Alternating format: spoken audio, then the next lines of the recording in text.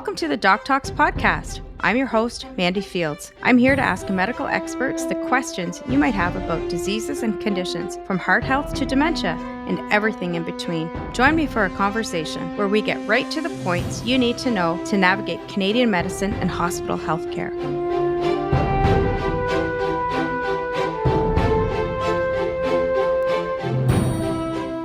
Hi, I'm Mandi Fields, and welcome to the DocTalks Podcast, brought to you by St. Joseph's Healthcare London. Today, we're introducing a new series on DocTalks, PatientTalks. This spin-off of our show will focus on the patient experience of the healthcare topics important to our listeners. Rather than speaking with doctors, we'll talk with patients who've received or currently receive care at St. Joseph's. To start this series, we're focusing on the topic of one of our most popular episodes, breast cancer. Over the course of several episodes, we will hear from breast cancer survivors on navigating the healthcare system from diagnoses to treatment, being diagnosed young, and complications of breast cancer. Joining us for our first episode is Jenna Dias.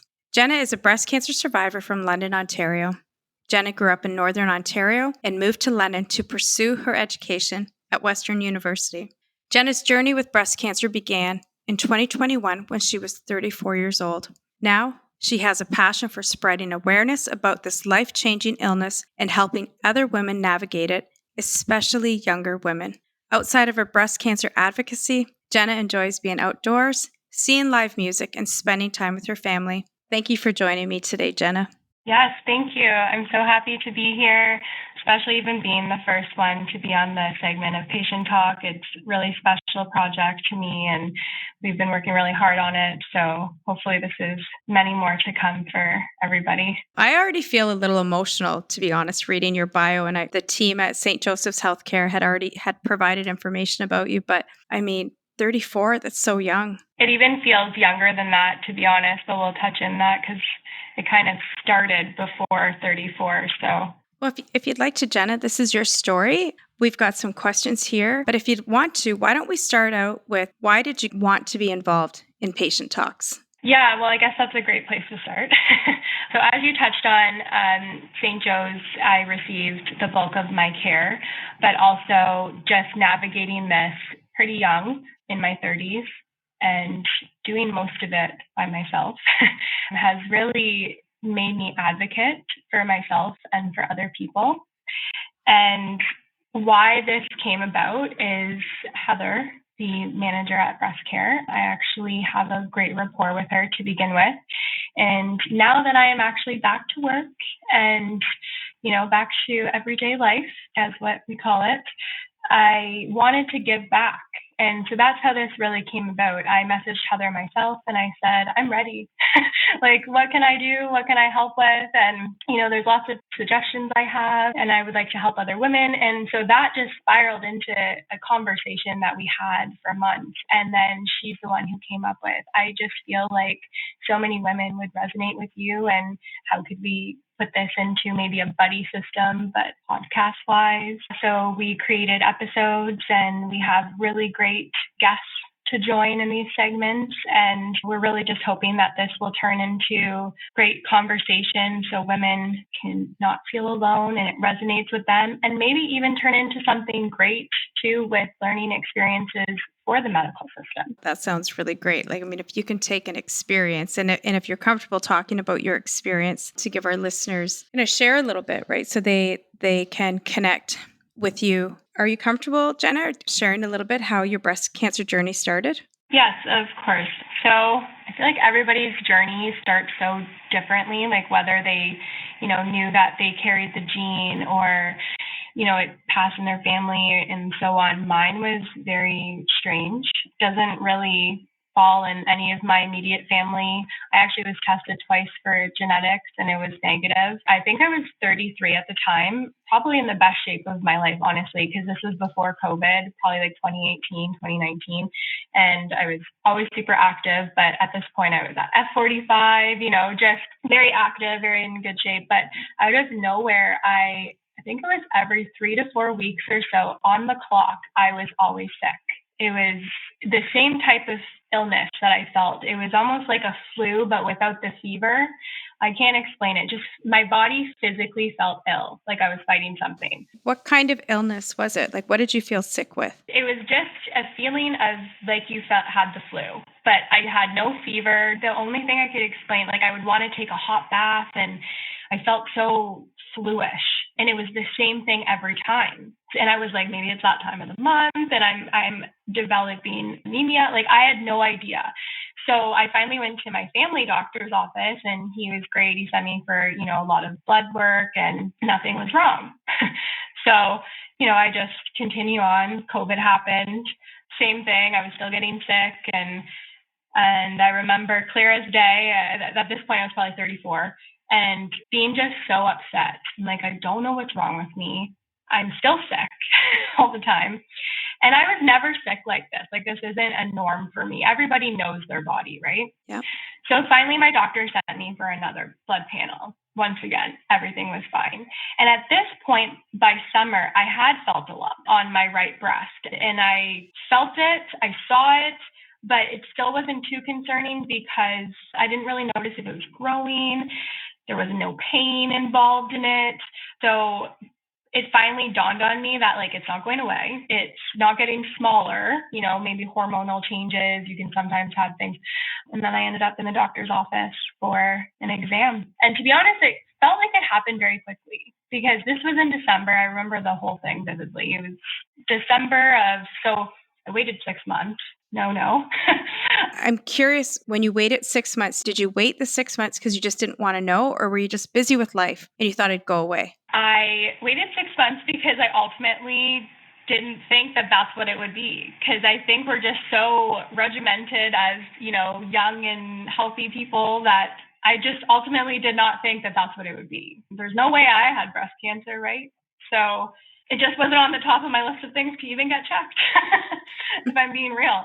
So finally, I'm like, oh yeah, I really need to get this lump checked. Like, it's, time. And then, I was sent for an ultrasound by January. So this was December. By January 11th, I believe it was, see, even down to the day.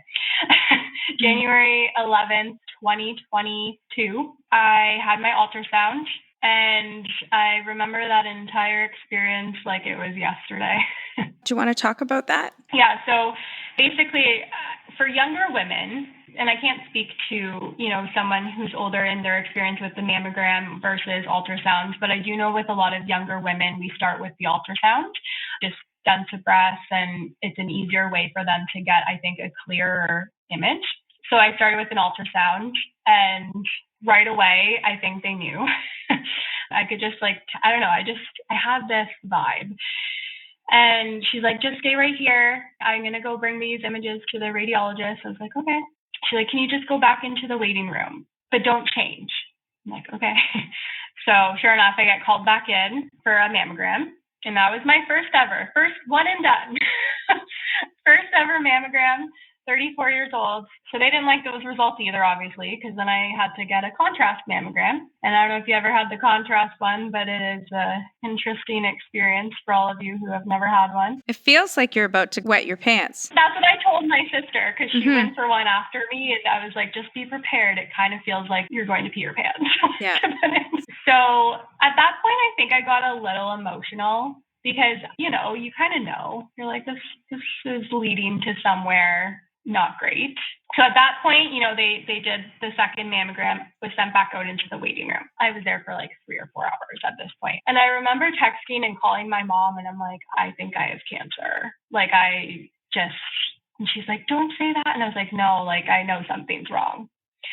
And I was like, tearing up. But, I'm by myself in London. My family's from a small city in Sault Ste. Marie. And I'm so used to doing everything independently and on my own. So I'm like, I can do this. It's fine. I got called in for one more test.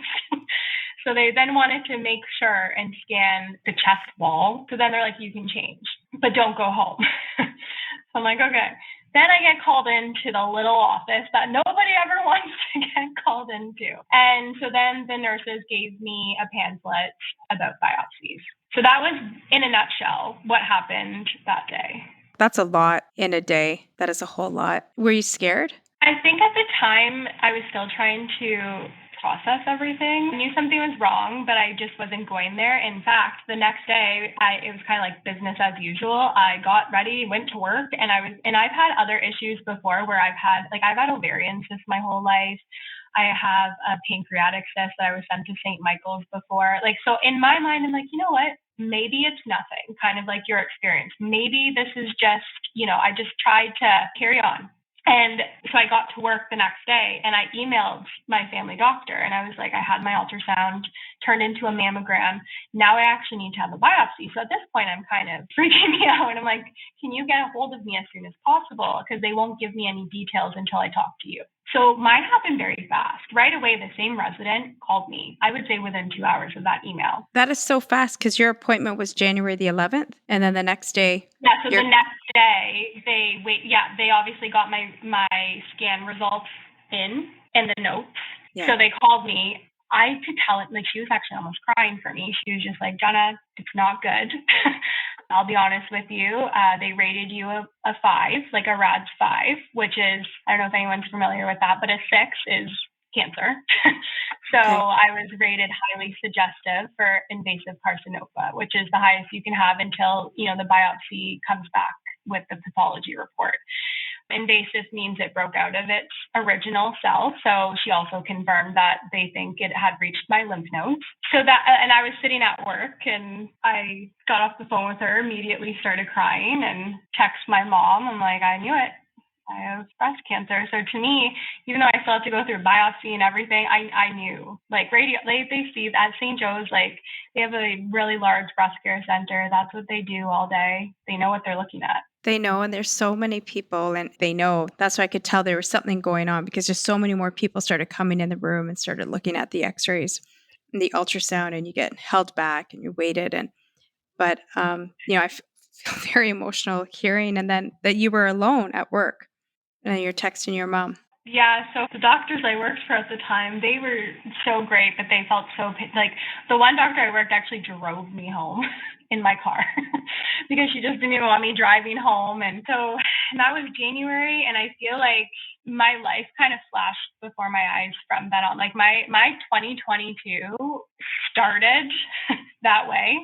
And that's how it carried on because it happened in the beginning of January. And I know people can't see you and there's more of your story we want to hear. And I've got other questions, but you're a beautiful, beautiful young woman. You're glowing and clearly intelligent and eloquent. And I mean, that even itself, if someone's listening at home and they just were diagnosed right now, it's 2025. And honestly, I feel really privileged and honored to actually be speaking to you about this. So thank you for sharing this much of your story so far with us. From that moment, Jenna, how long then did it take to get the results back? Or then I guess we're then going into the biopsy. You then were waiting for the biopsy. Yeah, so you're correct. And as you experienced similar to that as the next step. So I think that it was a couple of weeks. It wasn't too long. I would say 2 weeks or so. And at that point, my parents came up, obviously, for that. And, they were right away on the next drive up. And honestly, the biopsy is pretty painful. I'm sure you can agree with that. It's not a walk in the park. It's, you have people probing at you. And then I agreed to give some of my cells to research. So I had double removed just because I went over that with everybody. And part of the advocacy, I guess, started right then and there. I want to help, if I could help younger women find out why it's happening so often. Of course, take some pieces of the cancer cells. So I had double removed from me in my lymph nodes. So, and then after that, I would say maybe 2 or so more weeks after that. But I will say, before I went in for my biopsy, I remember, and I'm pretty sure this is what happened. Sometimes, you black out because it happened almost 3 years ago now. But that's when I talked to the nurse navigator. And I remember my mom and I went into this room and they were talking to us about things and about options.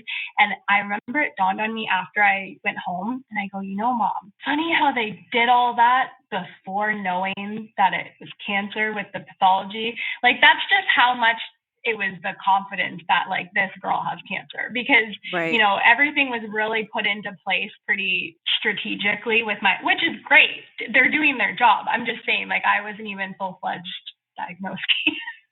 And everything was lining up. Yeah. I mean, I'm so glad to hear your mom was there with you because I'm curious, like this moment, like, are you scared? Are you confused? Are you overwhelmed? All the above? Yeah, I think, of course, yes. I will also touch on, I am very close with my parents. Like, I actually have a tattoo of their date of birth behind my back that I had even before cancer. Very close with my family. I have a sister and a brother, and I just moved here for work, and I've been here for 8 years post-university. But yeah, no, they will touch on that too. Like, my mom is my best friend. Like, she did everything she could. Luckily, she was retired at the time too, so she was able to come up all the time. But no, both my parents came, and I don't know, I think in the beginning, and I can't speak for other people who are going through this, but I know for me, the beginning, you're just so in fight or flight mode that you don't actually digest things properly. And you are so, like, one of the questions that I thought of, and you're probably going to ask it, is if you could change things. And it's like, it's so hard to ask that question rhetorically because nobody really has an inkling what they're about to go through when you go through cancer or any life-changing illness. Like, you have no idea. There's no way to prepare, really. Like, it's just wild.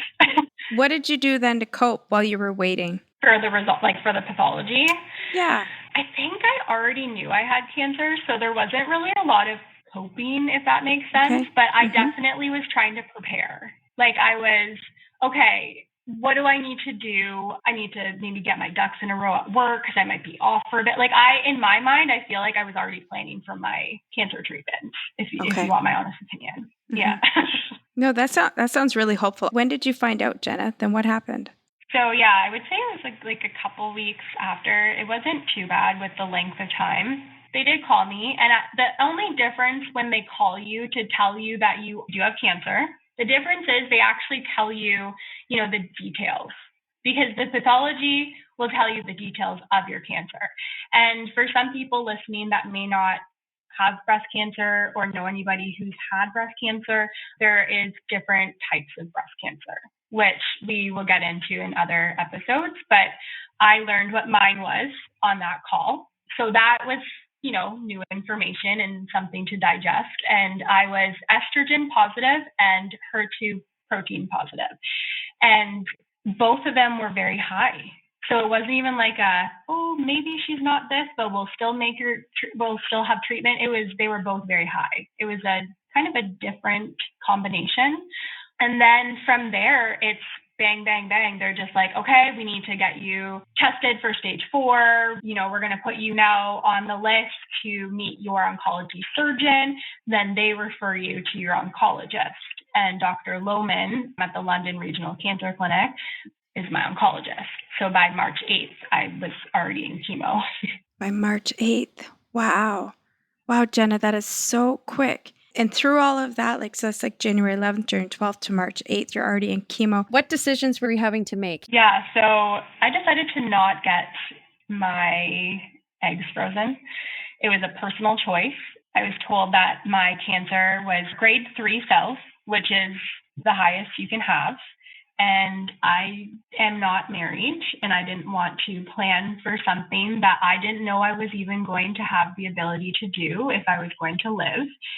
So I just wanted to get right in there and start chemo as soon as possible. So Dr. Lohman was like, if you don't want to do that, like, we fully support you. So let's get you in chemo as soon as possible. Because it was, I had pretty aggressive cancer.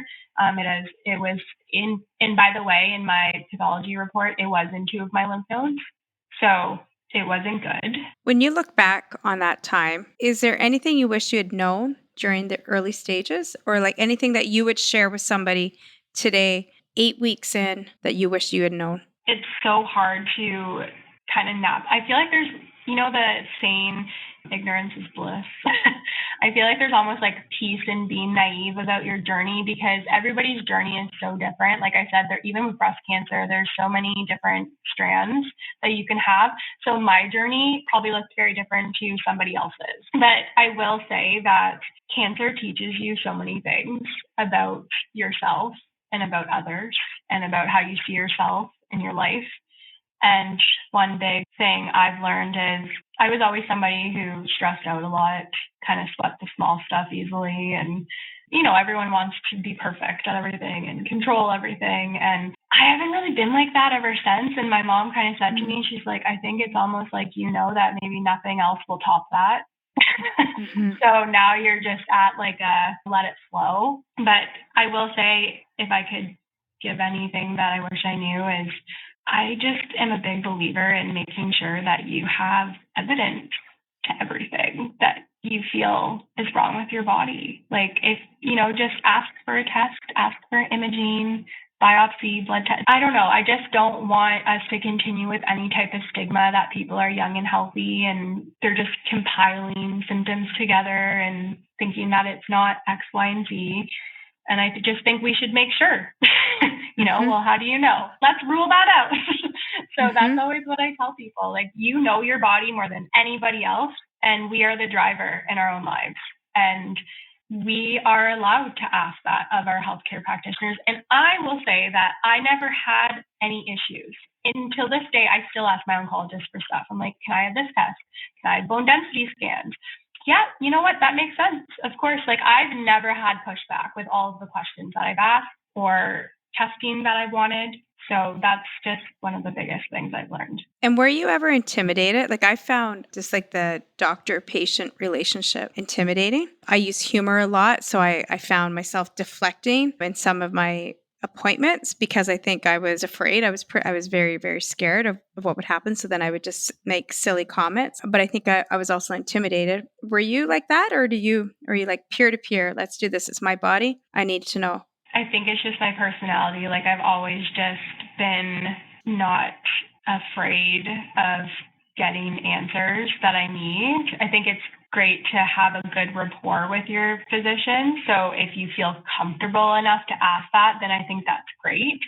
I think this is a reason too why this podcast came about is, to be honest, I get a ton of messages from people going through the journey themselves or people that they know going through it. And they're like, hey, do you mind if my sister or my coworker reaches out to you? I'm like, absolutely. Like, how can I help them or help them, give them the tools or the right questions to ask?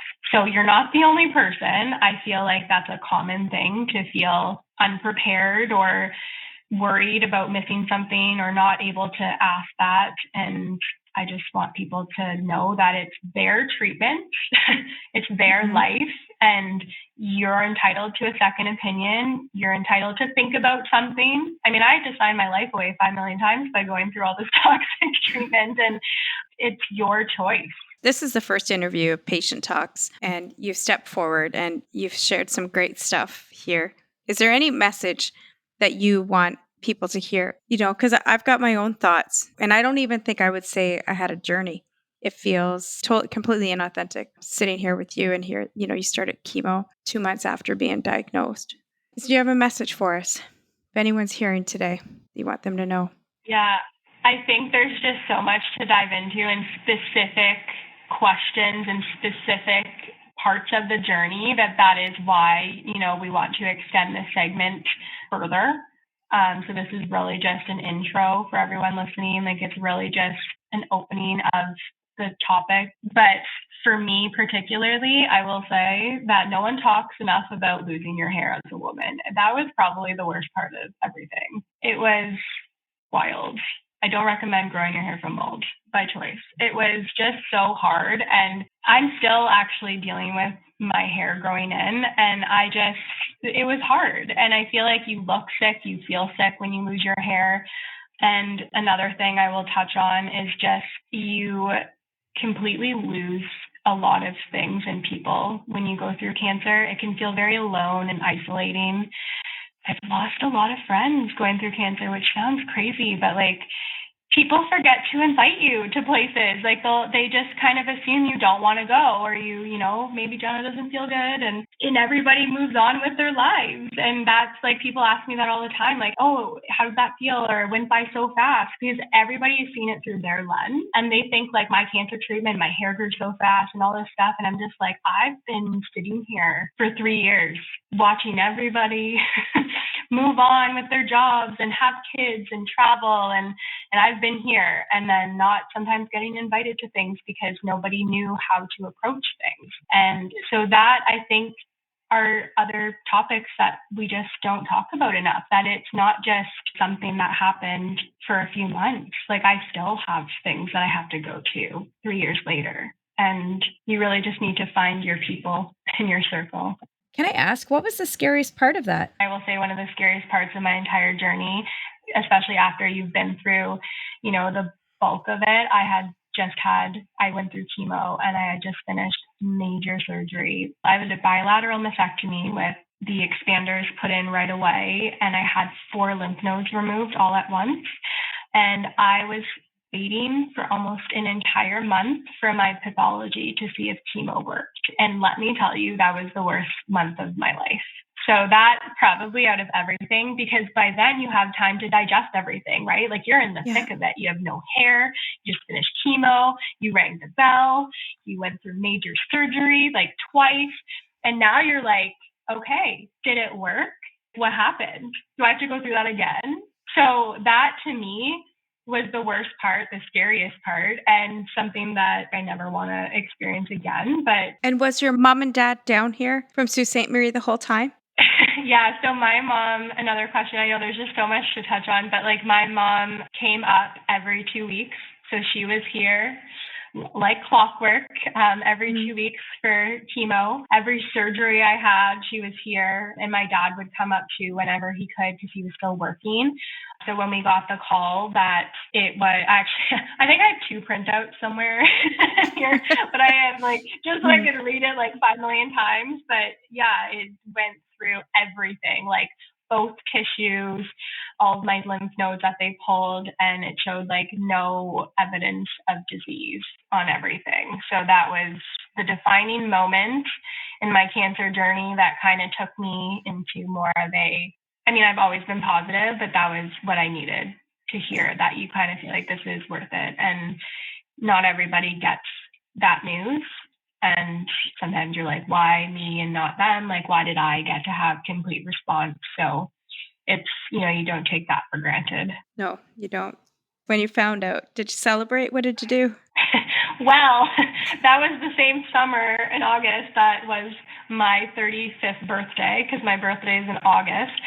So even though I had no hair on my 35th birthday and was walking around with drains, 4 big drains on me, I was just really happy to be alive and to have complete response. And I was gearing up for the next part because I had radiation, and my doctors like to tell me I had everything in the kitchen sink thrown at me.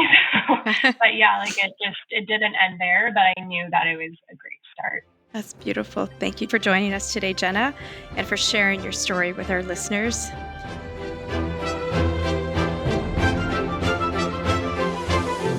That's it for this episode. If you're interested in hearing more, Jenna and other breast cancer survivors will be back later this season, and you can visit the St. Joseph's website for more information on breast cancer treatment. Join us for our next episode of DocTalks, and be sure to follow us on Facebook, Instagram, and LinkedIn at St. Joseph's London. Until then, stay healthy.